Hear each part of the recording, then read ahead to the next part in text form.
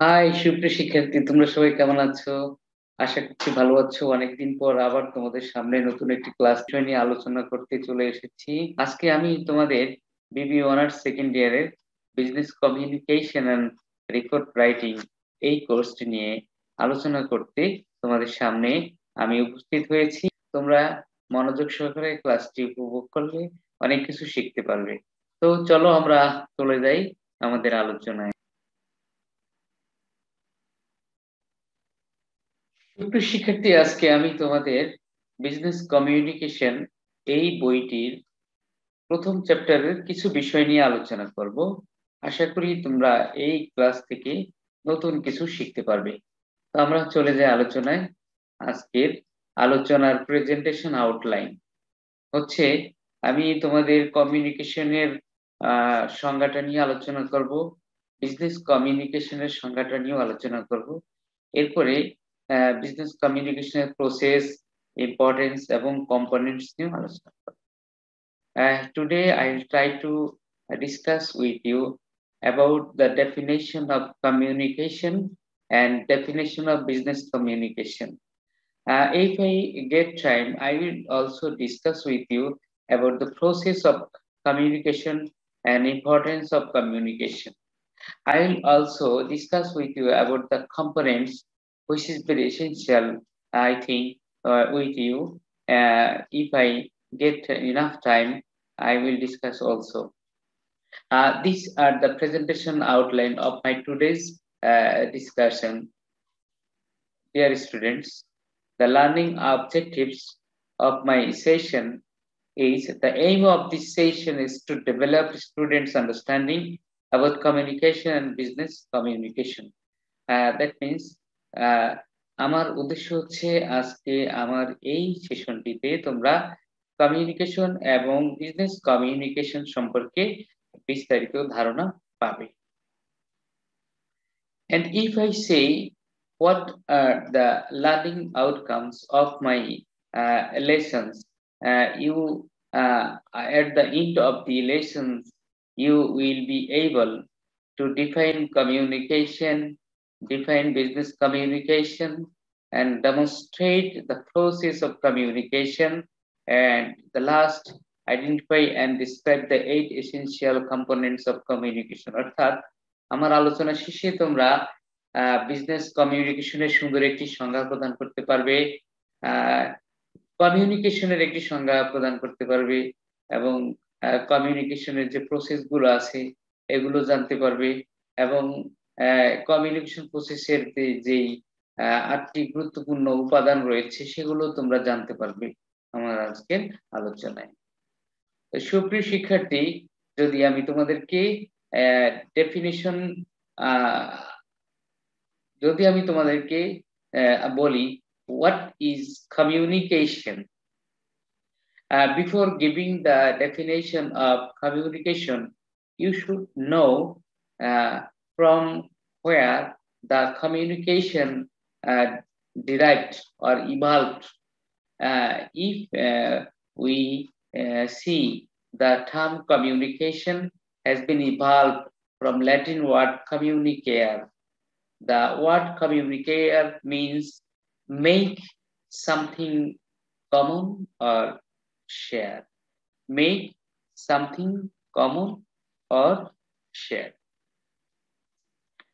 সুপ্রিয় শিক্ষার্থী, তোমরা আমার আলোচনায় বুঝতে পারছো যে তো কমিউনিকেশন এই শব্দটি ল্যাটিন শব্দ কমিউনিকেয়ার শব্দ থেকে এসেছে, অর্থাৎ যার অর্থ হচ্ছে যে কোনো কিছুকে আমাদের কাছে বোধগম্য করে তোলা এবং সহজবোধ্য করে তোলা, যার অর্থ হচ্ছে এটি। এরপরে আমরা যদি কমিউনিকেশনের ছোট্ট একটি সংজ্ঞা আলোচনা করি, তাহলে আমরা দেখতে পাবো, we can see the definition from a brief source. We can see communication is defined as the process of understanding and sharing meaning. If I say more simply, communication is said to be the creation and exchange of meaning. আমরা কমিউনিকেশনের একটি ছোট্ট সংজ্ঞায় দেখতে পাচ্ছি যে communication হচ্ছে understanding এবং শেয়ার মিনিংস এর একটি প্রক্রিয়া। এরপরে আরো যদি সংক্ষেপে আমরা কমিউনিকেশনের সংজ্ঞা প্রদান করি তাহলে আমরা বলবো যে কমিউনিকেশন হচ্ছে the creation and exchange of meaning, কোনো কিছু সৃষ্টি এবং তার অর্থ কি করা, তার অর্থ বিনিময় করা। এরপরে আমরা যদি তোমাদেরকে এই কমিউনিকেশনের একটি ডেমনস্ট্রেশন শো করি তাহলে তোমরা দেখতে পারবে কতগুলো প্রক্রিয়ার মধ্যে দিয়ে একটি কমিউনিকেশনের সেন্ডার এবং রিসিভার যে দুটি পক্ষ থাকে কিভাবে এই যোগাযোগ প্রক্রিয়াটি সম্পন্ন করে তা আমি একটি চিত্রের মাধ্যমে তোমাদেরকে দেখানোর চেষ্টা করেছি। Sender tries to send a message to the receiver. In this way, sender sent a message writing in this way, "Your food smells delicious." Writing this message, the sender sent to the receiver. After receiving the message, the receiver sent the feedback to the sender, writing thanks. Writing thanks. Besides this, the receiver also understood that the sender wants to enjoy the food.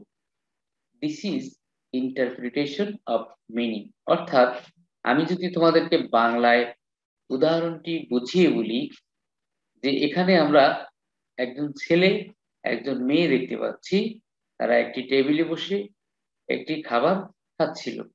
এর মধ্যে যে ছেলেটি সামনে যে খাবারটি রয়েছে মেয়েটি ওই খাবারটির সুন্দর গান শুনতে পাচ্ছিল। মেয়েটি ছেলেটিকে বলছিল, তোমার খাবারের গানটা খুব সুন্দর, তোমার খাবারটা খুব ভালো হবে মনে হচ্ছে। এই কথাটি লিখে সে রিসিভারকে পাঠালো। রিসিভার মেসেজটি পেয়ে তাকে প্রথমে ধন্যবাদ জানিয়েছে, পাশাপাশি সে বুঝে নিয়েছে যে সেন্ডার বা প্রেরক আমার খাবারটি খেতে চাচ্ছে, মানে তা সে শেয়ার করতে চাচ্ছে। তাহলে তার সেন্ডারের কথাগুলো রিসিভার খুব সহজেই বুঝতে পেরেছে। এখানে যে প্রক্রিয়ার মাধ্যমে এই মেসেজ প্রক্রিয়াটি সম্পন্ন হয়েছে এটি হচ্ছে একটি কমিউনিকেশন এবং এটাকে একটি ইফেক্টিভ কমিউনিকেশনও বলা হয়ে থাকে। সুপ্রিয় শিক্ষার্থী, এর থেকে আমরা যে বিষয়টি বুঝতে পারলাম, in order to better understand the communication process, we can break it down into a series of 8 essential components. অর্থাৎ একটি কমিউনিকেশন 8টি উপাদানের মধ্য দিয়ে সংগঠিত হতে পারে। সেই উপাদানগুলো হচ্ছে source, message, channel, receiver, feedback, environment, context, interference. These are the remarkable and essential components we can think. তাহলে আমরা আজকে তোমাদের সাথে আমি যোগাযোগ অর্থাৎ কমিউনিকেশন কি, কমিউনিকেশন শব্দটি কোথায় থেকে এসেছে এবং কমিউনিকেশনের উল্লেখযোগ্য উপাদানগুলো তোমাদের সামনে তুলে ধরার চেষ্টা করেছি। পরবর্তী ক্লাসে আমরা যোগাযোগের অর্থাৎ কমিউনিকেশন, বিজনেস কমিউনিকেশন এবং কমিউনিকেশনের প্রসেসগুলো নিয়ে আলোচনা করব। আজকে পর্যন্তই। তোমরা সবাই ভালো থাকো, সুস্থ থাকো। আল্লাহ হাফেজ।